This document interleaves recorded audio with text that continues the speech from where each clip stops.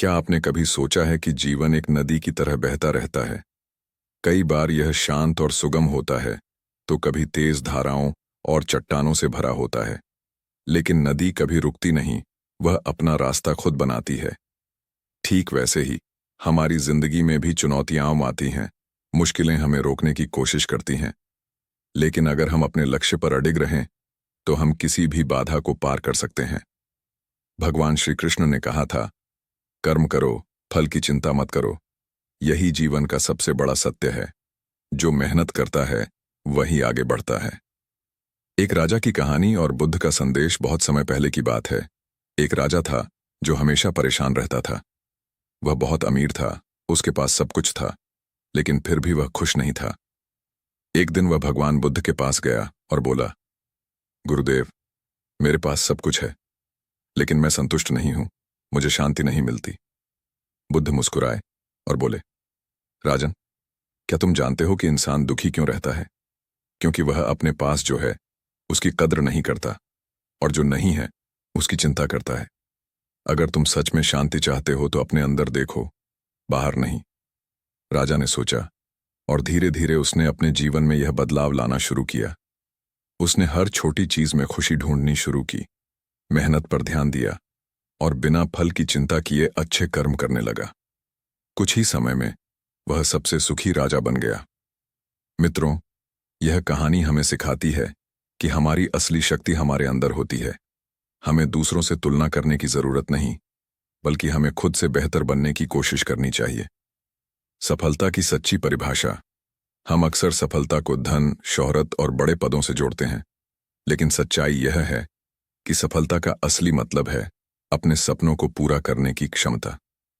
एक गरीब लड़का था जो बहुत मेहनती था। उसके पास अच्छे कपड़े नहीं थे, किताबें खरीदने के पैसे नहीं थे, लेकिन उसके पास एक चीज थी, सपना। वह रोज देर रात तक पढ़ता, खुद से वादा करता कि एक दिन वह अपनी किस्मत बदलेगा। वह लड़का कोई और नहीं बल्कि APJ अब्दुल कलाम थे, जो आगे चलकर भारत के राष्ट्रपति बने और मिसाइल मैन कहलाए। भगवान श्री कृष्ण ने अर्जुन से कहा था, मनुष्य अपने विश्वास से निर्मित होता है, जैसा वह विश्वास करता है वैसा ही बन जाता है। अगर आप मानते हैं कि आप सफल हो सकते हैं, तो आप सफल होंगे। लेकिन अगर आप खुद पर ही विश्वास नहीं करते, तो कोई भी आपको आगे नहीं बढ़ा सकता। डर को अपनी ताकत बनाओ दोस्तों। हम सबके जीवन में कभी न कभी डर आता है। परीक्षा का डर, असफलता का डर, लोगों के तानों का डर। लेकिन जो लोग डर पर विजय पा लेते हैं, वही इतिहास बनाते हैं। भगवान बुद्ध ने कहा था, जिसने अपने भय पर विजय पा ली, उसने अपने जीवन की सबसे बड़ी बाधा को पार कर लिया। एक बार एक बच्चा अपने पिता के साथ खेत में गया। वहां उसने एक छोटी चिड़िया को देखा जो बार बार उड़ने की कोशिश कर रही थी, लेकिन गिर जा रही थी। वह बच्चा डर गया और बोला, पिताजी, ये चिड़िया शायद कभी उड़ नहीं पाएगी। पिता मुस्कुराए और बोले, बेटा, इसे उड़ने दो। ये जितनी बार गिरेगी उतनी बार खुद को सुधारती जाएगी। एक दिन यह आसमान में सबसे ऊंचा उड़ने लगेगी। दोस्तों, यही सिद्धांत हम पर भी लागू होता है। हमें गिरने से डरना नहीं चाहिए, बल्कि गिरकर उठने की हिम्मत रखनी चाहिए। की कीमत समझो। हम में से कई लोग सोचते हैं कि सही समय आने पर हम मेहनत करेंगे, लेकिन सच तो यह है कि सही समय कभी आता नहीं, उसे बनाना पड़ता है। भगवान कृष्ण ने कहा था, जो आज की चिंता करता है और पूरे समर्पण से कार्य करता है, वही भविष्य में सफलता प्राप्त करता है। अगर आप सोच रहे हैं कि एक दिन आप सफल हो जाएंगे, तो यह मत भूलिए कि वह एक दिन आज से ही शुरू होता है। हार को गले लगाओ, क्योंकि वह जीत की पहली सीढ़ी है। क्या आपने सुना है कि थॉमस एडिसन ने बल्ब बनाने के लिए हजारों बार प्रयोग किए थे?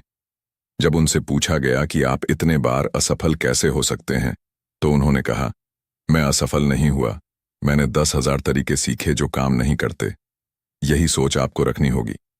जब भी आप किसी चीज में असफल हों, तो यह सोचिए कि आपने एक और तरीका सीखा जो गलत था। अगली बार आप और बेहतर करेंगे। निष्कर्ष, अपनी कहानी खुद लिखो मित्रों। इस जीवन में कोई भी चीज असंभव नहीं है।